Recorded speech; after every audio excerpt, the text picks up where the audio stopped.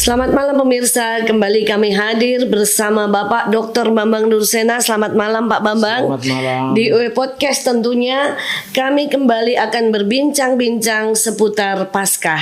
Ini melanjutkan yang kemarin ya Pak Bambang ya. Kiranya apa yang menjadi perbincangan malam hari ini boleh menjadi satu jawaban bagi seluruh pemirsa yang ada. Selamat menyaksikan. Selamat malam Pak Bambang. Malam. Nah, kali ini Pak kita sementara masih berada di ruang lingkup perbincangan tentang Paskah ya Pak ya. Nah, Pak ini saya pernah mendengar Pak bahwa ini salah satu menurut saya sih, saya sendiri ini udah pasti salah, tetapi saya ingin dijelaskan lebih gamblang lagi ya Pak ya. Waktu itu saya pernah Pak mendengar bahwa Maria ini adalah istri Yesus. Nah, ini yang menjadi perbincangan. Maria Magdalena, betul Pak, Maria Magdalena. Jadi ada yang mengatakan bahwa Yesus itu sebenarnya mempunyai istri, yaitu Maria Magdalena. Ini dibuktikan dengan gambar wanita dalam lukisan Leonardo da Vinci Pak. Menurut Bapak bagaimana dengan hal ini Pak? Ya, itu kan apa ya, isu-isu orang modern dengan bekerja sama dengan film Hollywood yang beberapa tahun lalu itu booming ya, seperti film Da Vinci Code. Itu memang ya sebetulnya itu novel fiksi. Dari tata cara atau dari cara orang membangun argumentasi aja sudah ngawur. Misalnya dibuktikan oleh lukisan Leonardo da Vinci. Itu kalau mengacu pada lukisan pelukis Itali kalau nggak salah ya, dari abad 14. Lah Yesus itu hidup di abad pertama. Lukisannya dari abad 14. Kalau benar lukisan itu ada gambarnya Maria, itu sudah salah. Apalagi lukisan itu tidak dimaksudkan untuk melukis Maria Magdalena. Jadi pertama yang saya tegaskan, lukisan Leonardo tentang perjamuan malam terakhir itu sendiri juga secara teologis tidak salah, tapi secara budaya itu salah. Karena perjamuan Paskah atau Seder Pesach dalam budaya Yahudi di abad pertama itu tidak ada meja persegi panjang, Yesus duduk di tengah, itu nggak ada. Itu budaya Eropa. Jadi Seder Pesach pada abad pertama itu modelnya itu letter U. Dan bukan pakai kursi begini, lesehan. Yesus tidak ada di tengah. Iya, duduk di bawah. Lesehan letter U begitu. Itu satu. Yang kedua, dalam Seder Pesach itu tidak boleh ada wanita. Wanita itu hanya menyiapkan perjamuan Paskah itu potongan daging anak domba, sejenis salad, roti tak beragi, dan anggur. Karena itu kan budaya Yahudi. Dan juga yang namanya beitzah atau telur tadi. Jadi ini budaya Yahudi. Jadi Paskah Yahudi itu kan Paskah keluaran dari tanah Mesir. Jadi tidak mungkin ada wanita duduk di meja Paskah dalam satu jamuan, itu tidak mungkin. Jadi siapa yang digambarkan oleh Leonardo di situ tentu dalam keterbatasan dia sebagai orang Eropa yang secara anakronisme, anakron itu ana itu bertentangan melawan kronos itu urutan waktu. Jadi kita tidak bisa mengukur zaman Yesus dari budaya orang Barat abad pertengahan. Jadi kalaupun secara budaya itu keliru, tapi secara teologis kan otentik. Jadi yang namanya Leonardo itu mau menggambarkan dalam keterbatasan pola pandang, pola pikirnya yang diukur dari zamannya, itu rasul-rasul maksudnya dia. Dan kenapa di situ ada gambar bukan wanita sebetulnya itu. Yang lain kan pakai jambang, pakai kumis. Itu satu, ada anak muda yang tidak pakai jambang, tidak pakai kumis, yang ngelendot ke Yesus ini loh, bersandar, ngelendot itu bersandar maksudnya ke Yesus itu. Kenapa digambar? Itu Yohanes sebetulnya. Karena Yohanes itu sebut dalam tradisi kuno itu sebagai murid yang dikasih Yesus karena dia paling muda. Jadi sayang kepada yang paling muda karena dia itu kan anaknya Zebedius, kakaknya namanya Yakobus anak Zebedius yang wafat di Yerusalem sebagai martir.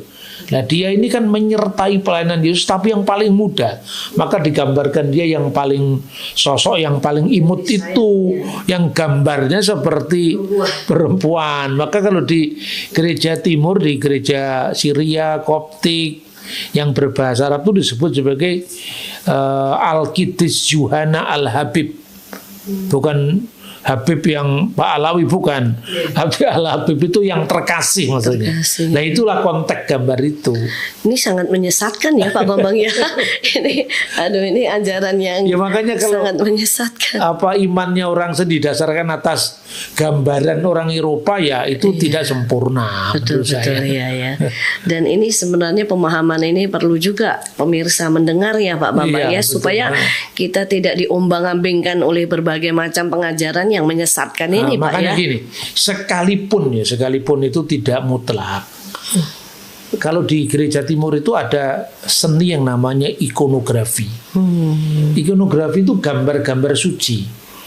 Itu bukan sekedar kebebasan sastra, itu ada pakemnya. Kemarin kita membahas tentang Maria Magdalena. Kenapa ada sosok yang selalu membawa telur? Itu sebetulnya mengabadikan kebiasaan kuno. Ini misalnya gambarnya Maria Magdalena. Kenapa di sini ada mur ya? Karena untuk meminyaki Yesus itu mengurapi dan ada gambar telur merah begini. Ini universal, gambar ini mau di ikonnya Koptik, Yunani, Ethiopia, Armenia semuanya begitu. Jadi kayak misalnya contoh ya, bukan berarti kita memutlakkan seninya tidak, tapi seni itu punya pakem. Kalau budaya Nusantara misalnya dibandingkan ya, orang Jawa, orang Sunda, orang Bali, itu sekalipun dia sudah berpisah ratusan tahun, ketika menggambarkan Bima, tokoh Bima, itu kainnya warnanya sama. Ya ini gambarnya siapa ini? Gambarnya Krishna ini ya, Krishna. Selalu gambarnya hitam kan? Kulitnya. Ini kan gambar seperti ini, ikon seperti ini. Kalau Bima itu kainnya selalu kotak-kotak hitam putih.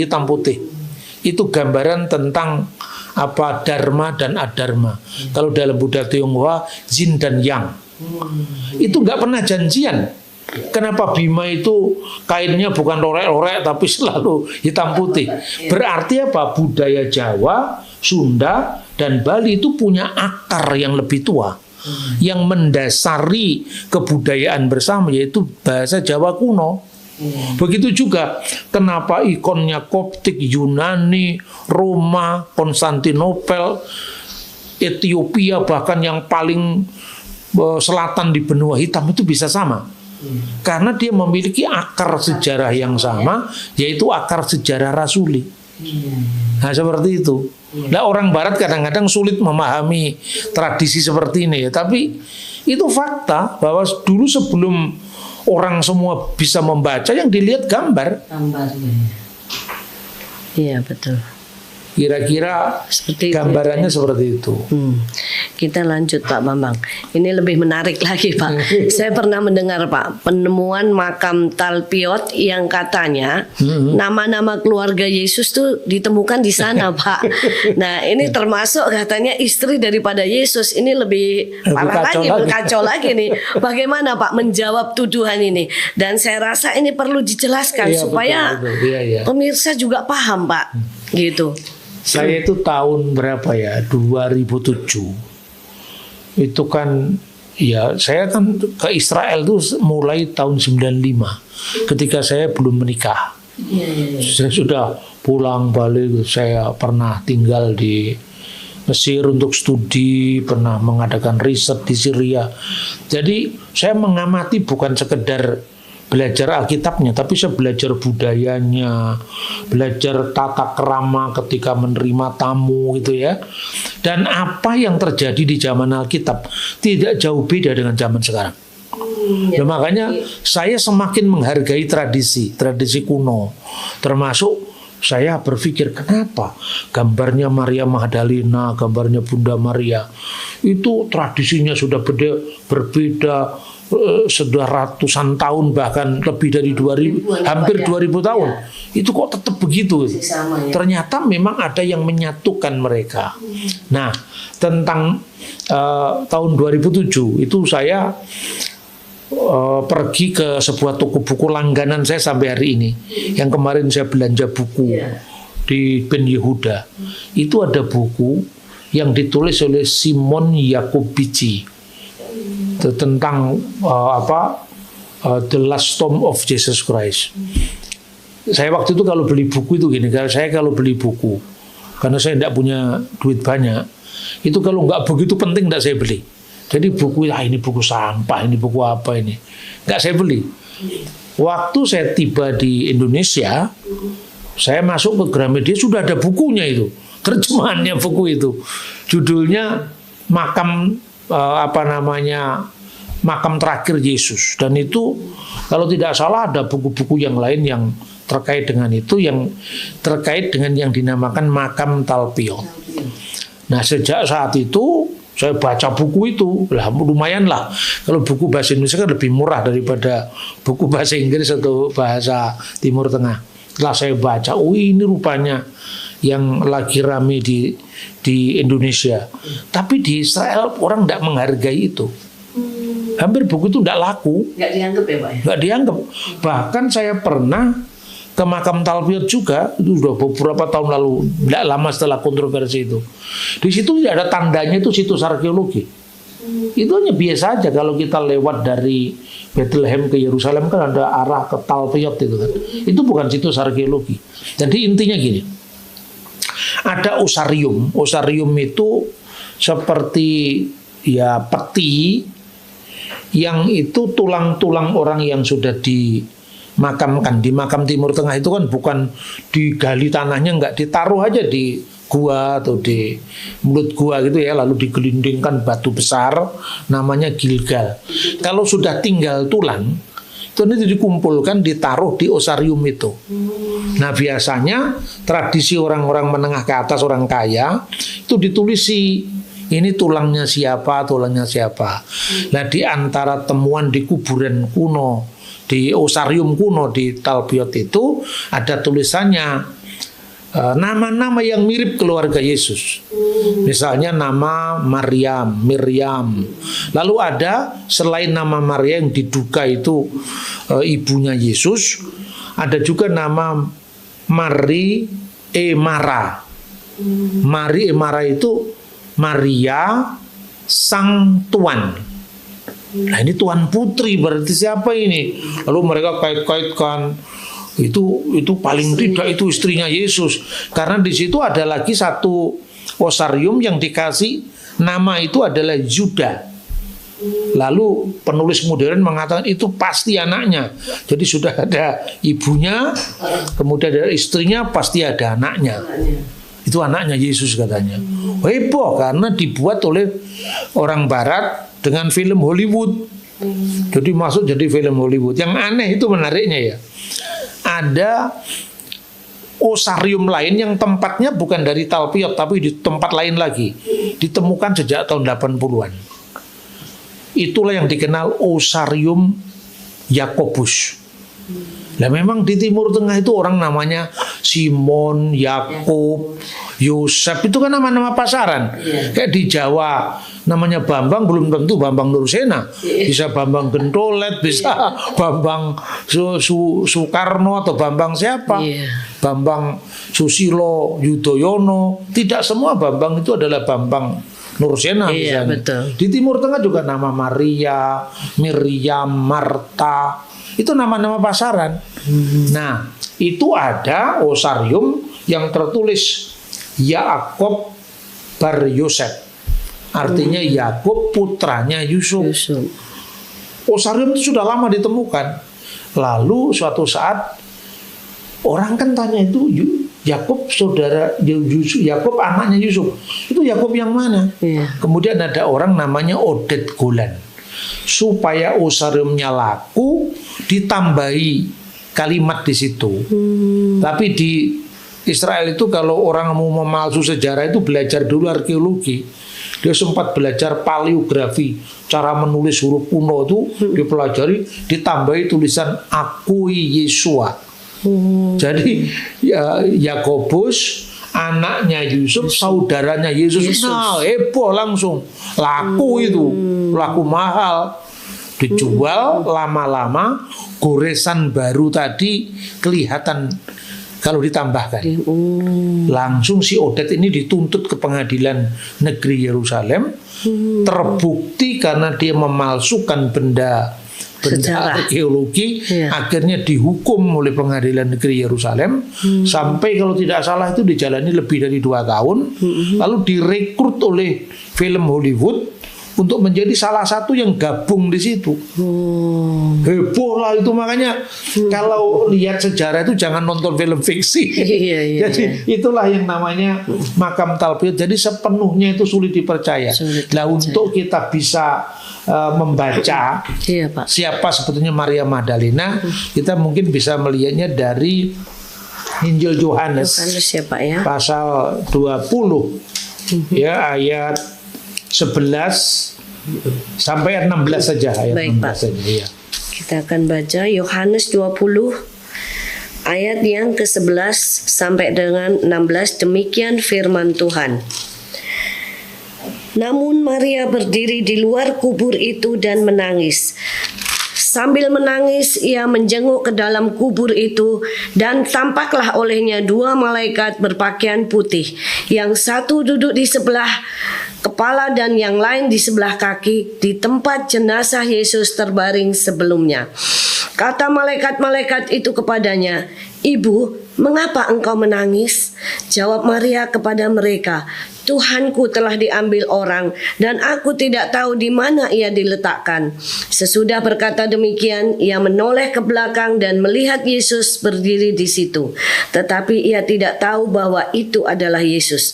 Kata Yesus kepadanya, "Ibu, mengapa engkau menangis? Siapa yang engkau cari?" Maria menyangka orang itu penjaga taman, lalu berkata kepadanya, "Tuan, jikalau Tuan yang mengambil dia, katakanlah kepadaku, di mana Tuan meletakkan dia, supaya aku dapat mengambilnya." Kata Yesus kepadanya, "Maria." Maria berpaling dan berkata kepadanya, dalam bahasa Ibrani, "Rabuni," artinya guru. Iya. Kalau kita membaca teks ini, ya ini bukan suami istri ini. Bahasanya formal.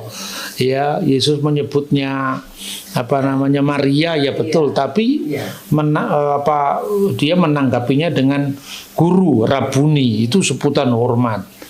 Tapi memang ada sebuah sumber yang diklaim sebagai dasar untuk menyimpulkan bahwa itu istri Yesus.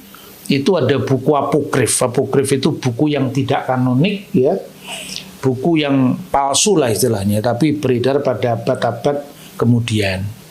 Ya, intinya bahwa ada kata-kata yang dikonotasikan sebagai dekat, tapi itu nggak bisa dipercaya karena itu munculnya ratusan tahun setelah peristiwa. Ya, buku-buku semacam itulah yang mendasari para penulis modern itu untuk membangun rekonstruksi sendiri. Jadi ini sangat jauh setelah kejadian pada masa Yesus. Pada masa Yesus. Iya. Dan ini tidak bisa dipertanggungjawabkan, tidak bisa ya, Pak, dipertanggungjawabkan. Iya. Jadi kita memang perlunya, Pak, kita betul-betul mengetahui antara Alkitab dengan sejarah itu benar-benar kita harus pahami, betul. Supaya kita tidak mudah diombang-ambingkan, ya, Pak. Mana yang bernilai sejarah, mana yang sekedar fiksi, apalagi fiksi modern. Iya, betul. Fiksi yang berasal dari zaman yang misalnya terentang 100 tahun itu sudah tidak bisa dipertanggungjawabkan. Apalagi sampai yang ratusan tahun, sampai 1000 tahun. Iya, betul. Pak, Berarti kalau buku yang disebut Injil Maria Magdalena dan Injil Filipus yang katanya itu membuktikan bahwa Maria Magdalena itu istri Yesus, ini tidak bisa dipercaya, atau menurut Bapak bagaimana nih? Itulah yang saya maksud tadi, buku-buku yang muncul ratusan tahun. Ratusan tahun setelah Injil Yesus. Maria Magdalena itu munculnya abad ketiga. Injil Filipus itu ya sekitar kurang lebih sebelum atau setelah Injil Maria Magdalena. Jadi saya pernah menemukan buku itu di Mesir ya. Itu buku itu termasuk naskah-naskah yang dikenal naskah-naskah Gnostik. Gnostik itu artinya apa? Esoteric knowledge. Jadi ilmu-ilmu rahasia. Kalau orang Jawa itu bilang bukan ilmu tapi ngelmu. Ora angel yen wis ketemu. Jadi ngelmu itu ya kayak subjektif lah. Itu menggambarkan kira-kira begini. Maria Magdalena itu sangat dekat dengan Yesus. Bahkan dia sering mengecup bibirnya. Itu dalam buku itu. Terus apa?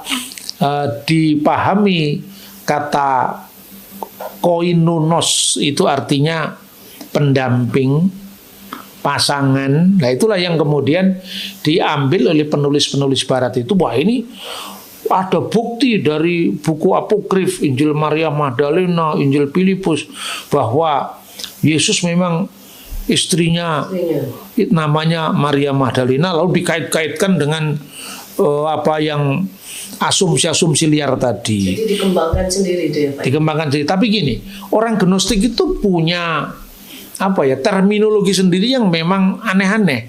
Karena itu kan bahasa orang nyentek gitu ya. Jadi mereka memang mengambil kata pasangan, itu maknanya beda dengan makna bahasa sehari-hari. Sehari-hari bahwa pasangan itu suami istri gitu ya Pak ya. Misalnya ada kelompok tertentu yang punya kode-kode gitu loh. Itulah orang-orang Gnostik. Nah itu nggak bisa dijadikan rujukan. Iya. Jadi gambaran-gambaran seperti itu yang sering muncul dalam tulisan-tulisan apokrif. Kalau cirinya Gnostik itu ciri-ciri ada ajaran rahasia misalnya, terus ada gambaran yang hanya bisa dipahami oleh orang tertentu. Kamu orang kebanyakan yang tidak sampai pada ilmu ini. Seperti itu memang polanya Gnostik. Maka ungkapan ciuman itu bukan dalam pengertian ciuman erotis. Memang Yesus mencium Maria bahkan kecupan bibir. Itu mirip kalau di dalam bahasa formal Timur Tengah itu adalah ciuman kudus.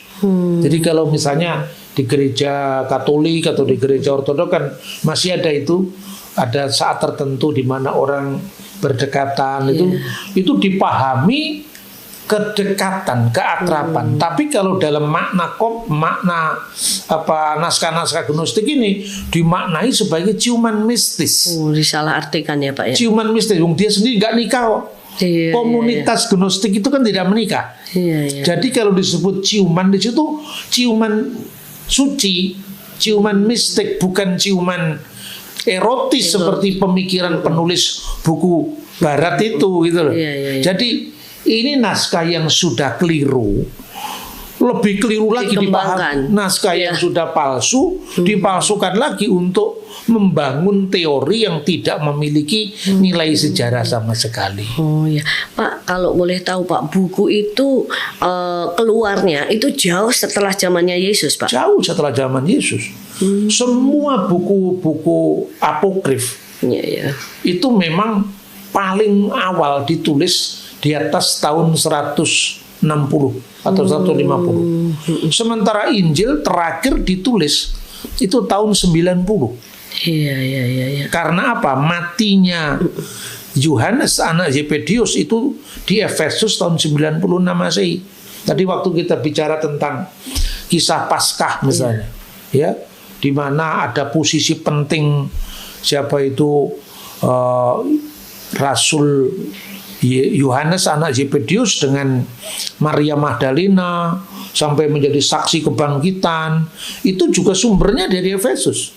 Ya kan? Asia kecil itu penting. Jadi ketika orang sudah memahami Yerusalem termasuk Yudea, Galilea dan sekitarnya, Jilid keduanya itu kan Asia Kecil. Asia Kecil. Maka Petrus dalam suratnya 1 Petrus pasal 1 itu bicara tentang orang-orang pendatang, maksudnya Yahudi diaspora di Bitinia, Kapadokia, Asia Kecil. Itu semua sekarang wilayah Turki.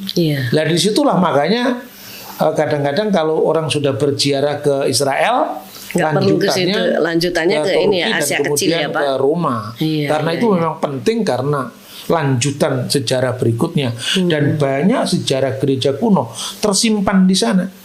Nanti dari Roma Rasul Markus kan menjadi penerjemah Rasul Petrus, baru dia berangkat ke Alexandria, baru muncul gereja Alexandria, sehingga gereja kuno itu Yerusalem, Antioquia di Turki sekarang ini, Roma, Alexandria, kemudian Konstantinopel. Itu menyimpan banyak sekali dokumen sejarah yang bisa kita explore, bisa kita jadikan rujukan karena paling dekat dengan peristiwa zaman Yesus. Nah, sementara yang namanya Injil Maria Magdalena, Injil Filipus itu benar-benar berasal dari abad kemudian, tidak bisa dijadikan rujukan. Tidak bisa dijadikan acuan itu ya Pak. Acuan iman. Iya betul. Kita lanjut Pak. Bagaimana Pak cara membuktikan bahwa buku-buku seperti Injil Filipus, Injil Maria Magdalena, Injil Thomas, Injil Yudas ini tidak mempunyai nilai sejarah sehingga itu tidak bisa dijadikan acuan atau pedoman buat iman kita Pak? Begini, jadi saya tuh kadang-kadang ketawa juga kalau lihat penulis-penulis modern dan betapa rentannya iman orang-orang Kristen. Saya tuh bingung kadang-kadang. Ini iman beneran apa sekedar ke gereja itu sorak-sorak kemudian pulang lagi. Terus yang kedua yang saya cermati ya sebelum saya masuk dalam pembahasan, yang dikotbahkan di khotbah-khotbah gereja itu selamanya normatif. Normatif itu hanya pedoman perilaku, hidup yang baik. Ya itu memang harus toh. Tapi iman Kristen isinya bukan hanya itu. Iman Kristen itu dibangun di atas dasar sejarah yang kokoh.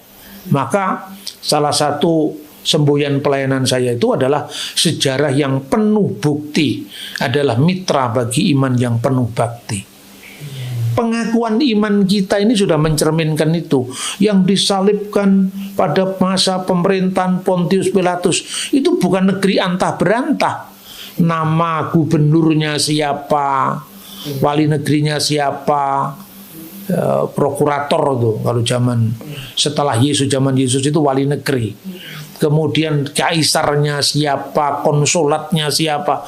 Itu disebutkan cara Lukas menulis. Dan Lukas itu menulis bukan sekedar mengandalkan wahyu yang diterimanya secara subjektif, nggak ada saksinya. Bukan hanya itu. Coba Ibu baca sekarang Lukas pasal 1 ayat 1 sampai dengan 3. Demikian firman Tuhan. Theophilus yang mulia, banyak orang yang telah berusaha menyusun suatu berita tentang peristiwa-peristiwa yang telah terjadi di antara kita, seperti yang diteruskan kepada kita oleh mereka yang dari semula adalah saksi mata dan pelayan firman. Setelah aku menyelidiki segala peristiwa itu dengan seksama dari asal mulanya, aku mengambil keputusan untuk membukukan dengan teratur bagimu, supaya engkau dapat mengetahui bahwa segala sesuatu yang diajarkan kepadamu sungguh-sungguh dapat dipercaya. Nah, bayangkan sekarang. Dia menulis setelah aku menyelidiki dengan seksama. Ada riset di situ. Kenapa ada riset? Karena Lukas itu pernah mundur dari pelayanan. Jadi murid-murid Yesus itu kan ada dua kelompok kan. Kelompok 12. Kelompok 12 itu karena gereja itu Israel baru. Jadi makanya 12 suku Israel diwakili 12 murid Yesus. Itu yang disebut rasul yang utama. Yang kedua, Yesus juga bersabda, ada domba-dombaku yang berasal dari kandang yang lain. Kandang yang lain itu apa? Non-Yahudi.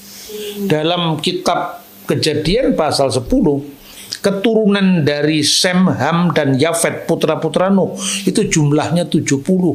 Jadi 70 itu selain merujuk pada tua-tua Israel, 70 juga merujuk kepada 70 bangsa-bangsa. Maka Yesus selain punya 12 murid, hanya khusus bagi Israel prioritas utama, karena prioritas pertama adalah mencari domba-domba yang hilang dari Israel, lalu yang kedua kepada bangsa-bangsa, makanya 70. Lah Lukas itu termasuk orang Yahudi diaspora. Karena itu anggota gereja mula-mula itu ada orang Yahudi yang berbahasa Yunani termasuk diaspora. Dari Alexandria, Alkitab kita sudah diterjemahkan dalam bahasa Yunani namanya Septuaginta.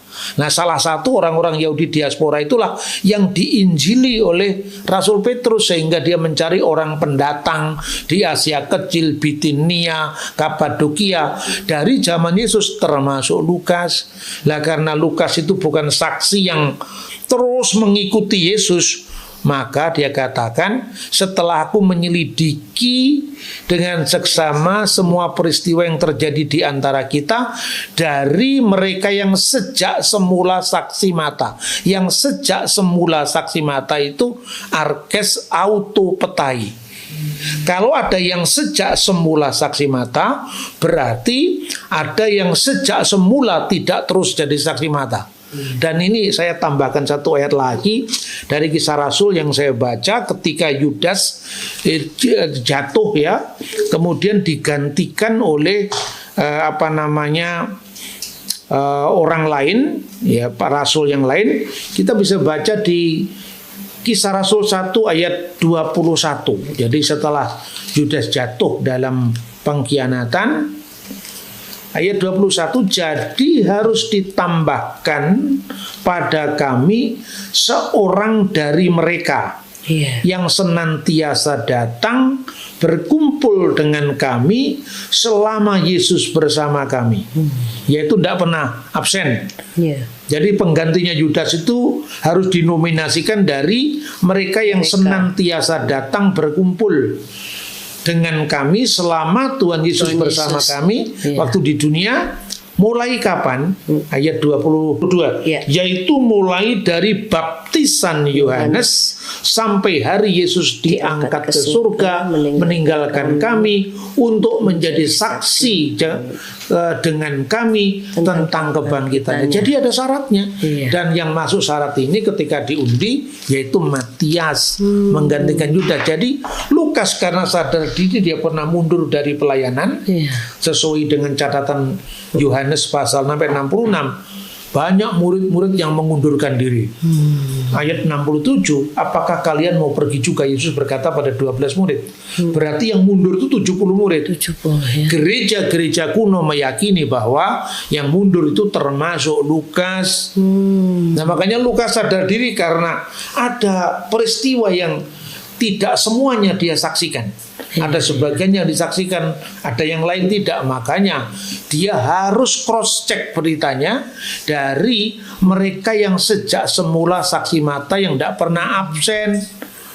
Lalu aku memutuskannya untuk menuliskannya secara teratur bagimu. Jadi dia bukan sekedar diyakini kekristenan itu, tetapi diverifikasi, dibuktikan. Nah, ini terjadi pada Injil-Injil, terjadi pada seluruh kitab Perjanjian Baru. Pertanyaannya, bagaimana dengan Injil Filipus? Bagaimana dengan Injil Maria Magdalena? Jangan hanya karena Maria Magdalena ini kisahnya di Alkitab bagus, ini kalau dikembangkan lagi lebih bagus. Dan gereja bukan sekedar acak-acakan, ini milih ini menguntungkan karena ini ngomong Yesus itu lebih hebat daripada yang lain. Misalnya ada satu buku judulnya itu adalah Injil Thomas. Injil Thomas itu ada dua. Injil Thomas narasi yang menceritakan Yesus pada umur 5 tahun dia main-mainan tanah liat, lalu ditegur oleh bapaknya Yusuf, lalu mainan dari tanah liat itu dibentuk seperti burung merpati, lalu ditiup jadi burung beneran. Nah, lalu ada Injil lagi namanya Injil Tufulia. Injil Tufulia itu Injil yang menceritakan masa kanak-kanak Yesus. Waktu bayi aja Yesus sudah bisa bicara. Nah kalau gereja mau cari untung-untungan, kenapa buku ini nggak dipilih? Masalahnya bukan untung-untungan. Ya kalau ini bener, wong ini jelas asalnya dari abad ketiga, asalnya di abad keempat, maka tidak acak aja ada pengujian. Pengujiannya apa? Apakah dia punya jalur dengan para rasul? Nah caranya begitu. Sementara Injil Filipus, Injil Maria Magdalena nggak punya jalur sama sekali. Sudah munculnya belakangan, terus ngaku-ngaku ini rahasia, hanya untuk orang terpilih. Saya sendiri bingung ya. Di Mesir, kalau ibu pernah datang ke Hanging Church itu sebelum kita masuk ke gereja gantung itu kan ada satu gedung dekatnya gereja Ortodoks Yunani yang pakai kubah besar itu, salibnya juga besar, namanya gereja Margirikis. Itu ada The Coptic Museum, Injil Thomas, Injil-Injil Gnostik itu disimpan di situ. Lah yang punya koleksi aja tidak pernah rame ke Hollywood yang rame. Itu koleksinya termasuk Injil Yudas itu ditemukan di gereja Koptik. Saya pernah tanya kepada Abuna Nikodemus di biara Wadinatron. Saya tanya, Abuna, kenapa buku-buku ini disimpan? Nah, kamu tahu dari mana aslinya kalau tidak tahu palsunya? Untuk mengatakan ini asli karena yang palsu seperti apa ada bandingannya. Tapi kalau kamu mengatakan ini firman Tuhan, ini yang paling benar, ini tidak ada setelah ini yang paling akhir misalnya. Bagaimana kita bisa mengklaim ini benar? Tidak ada bandingannya. Kalau Alkitab bandingannya juga diterbitkan, dikoleksi, dimuseumkan. Kita bisa lihat di Museum Koptik buku-buku yang aneh-aneh tadi. Dan terakhir, bagaimana cara membuktikan? Begini, setelah rasul-rasul meninggal, ya mati syahid kebanyakan, dia punya murid. Muridnya ini punya murid lagi.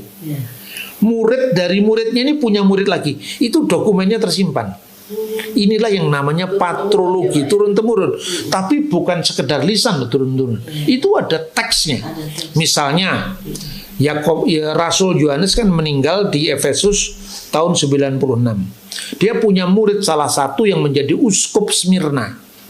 Salah satu jemaat dari kitab Wahyu itu namanya jemaat Smyrna. Namanya Polikarpus. Polikarpus itu wafat tanggal 22 Februari tahun 156 Masehi. Itu dia meninggalkan satu dokumen suratnya yang dikirimkan kepada orang Korintus untuk meneguhkan gereja di situ sebelum dia mati sebagai martir. Polikarpus punya murid lagi namanya Irenaeus. Irenaeus dari Lyon, sekarang Prancis modern. Irenaeus itu menulis 4 jilid buku. Judulnya Adversus Haeresis, yang artinya melawan bidat-bidat. Bukunya ada sampai hari ini. Nanti kita bisa koleksi lah buku-buku yang seperti ini untuk pembelajaran kita.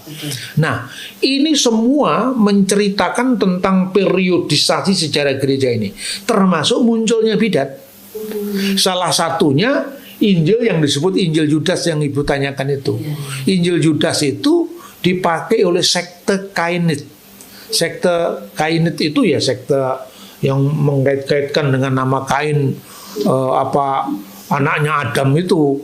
Lalu mereka punya buku yang disebutnya Injil Yudas. Jadi terminus perquem paling awal yang namanya Injil Yudas itu harus ditulis setelah zamannya generasi ketiga. Yesus, murid-murid Yesus, murid dari muridnya Yesus, baru muncul ini. Sebelum ini tidak muncul. Sementara perjanjian baru itu muncul dari sejak generasi kedua dan pertama. Nah terus Irenaeus mengatakan, hai bidat-bidat, kamu ngaku pakai nama Filipus misalnya, pakai nama Maria Magdalena. Itu Maria Magdalena atau Maria Mercedes itu? Maria dari mana itu? Itu drama waktu saya masih SD dan SMP itu, Maria Mercedes. Itu Maria siapa? Kamu mengklaim Injil Yudas. Yudas yang mana? Oh, Yudas sudah gantung diri. Jadi bagaimana kamu bisa membuktikan itu kebenarannya? Sementara kami gereja katanya, kami punya bukti. Uskup-uskup yang sekarang ini, penilik-penilik jemaat yang sekarang tersebar di seluruh dunia, itu ditahbis oleh rasul siapa? Yang mengajar siapa? Itu jelas mata rantainya. Lah kamu dari mana? Untuk menghadapi serangan dari orang-orang yang punya hubungan langsung dengan para rasul itu, mereka ngarang, makanya disebut ajaran rahasia. Nah, disitulah misalnya contoh Injil Thomas Nag Hammadi ditemukan di Mesir tahun 1945. Dia mengatakan, inilah perkataan rahasia yang hanya diucapkan Yesus kepada Thomas, si kembaran Kristus. Perkataan rahasia. Lah gereja kalau ngecek kan gampang. Misalnya, itu siapa yang nulis Injil di Mesir itu? Oh, itu katanya Thomas. Thomas kan punya murid. Iya. Muridnya Thomas misalnya Tadius. Tadius punya murid lagi namanya Agius. Kalau itu generasi ketiga, cross check gitu. Tanyakan kepada Agius, apakah ada ajaran Thomas yang sempat dituliskan di Alexandria? Terus dia tanya, gimana bunyinya ajaran Thomas itu? Katanya Yesus pernah ngomong ke dia. Apa omongannya Yesus? Pecahlah kayu itu, belahlah kayu itu, pecahkanlah batu itu. Aku ada di sana, kata Yesus dalam Injil Thomas. Terus ditanya kepada muridnya si Thomas. Kalau misalnya muridnya si Thomas sudah meninggal, kayak orang Batak dia ngomong si. Muridnya lagi, enggak, guru saya enggak pernah ngajar gitu, enggak pernah ada apa ungkapan seperti itu, cross-checknya gitu. Jawabannya Injil Thomas sudah diantisipasi, karena ini bukan Thomas Rasul yang nulis. Inilah perkataan rahasia. Kan rahasia. Hanya kami yang dikasih tahu, kami orang pilihan, kamu bukan. Injil Yudas pun juga seperti itu. Nah, bukti kedua, ada dokumen yang namanya Kanon Muratori. Itu pada abad kedua Masehi, sekitar tahun 150-140. Kanon itu muncul karena ditemukan oleh seorang profesor namanya Muratori yang menyimpannya itu dari tes hasil uji karbon. Itu asalnya dari zaman paling awal abad kedua. Kanon Muratori itu. Disitulah kita mengenal siapa yang menulis Injil kedua, ketiga itu dari buku itu. Pengantarnya buku itu ditulis seperti apa. Nah pertanyaannya, untuk apa kanon awal gereja? Kanon itu pedoman mana yang ayat apa, kitab-kitab yang berasal dari para rasul, mana kitab-kitab yang dikarang kemudian. Itu dibuktikan salah satunya karena munculnya bidat namanya Markion. Nah Markion itu kalau ditanyakan pada gereja mula-mula gampang sekali. Markion itu hidup kira-kira tahun 140-an. Dia ngobrak-abrik Alkitabnya gereja ini. Jadi ajaran Gnostik kan nggak percaya Yesus benar-benar jadi manusia. Dia itu ada entitas pengantara yang seperti manusia, makanya namanya doketisme, tampaknya seperti manusia tapi bukan manusia. Begitu dia lihat Injil Matius, inilah silsilah Yesus. Loh, Yesus kok punya silsilah? Dibuang Injil Matius. Karena kalau benar-benar manusia dia punya silsilah, kalau nggak benar-benar jadi manusia dia nggak ada silsilahnya. Injil Markus dibuang karena Yesus dibaptiskan. Kalau dia roh, bagaimana dibaptiskan? Dia nggak jadi manusia, bagaimana bisa dibawa ke Sungai Yordan diselamatkan? Injil Yohanes apalagi menegaskan firman telah menjadi manusia dibuang. Tinggal Injil Lukas. Injil Lukasnya diambil bersama surat-surat Paulus. Tapi begitu lihat pasal pertama, kedua, ketiga, ada kelahiran Yesus dari perawan, ada silsilah Yesus, dibuanglah pasal 1 sampai pasal 3, hanya diterima pasal 4 sampai pasal 24, lalu diganti judul, bukan The Gospel of Luke atau Evangelion kata Lukas, tapi diganti dengan The Gospel of Markion. Maka gereja bertindak, lahirlah kanonisasi.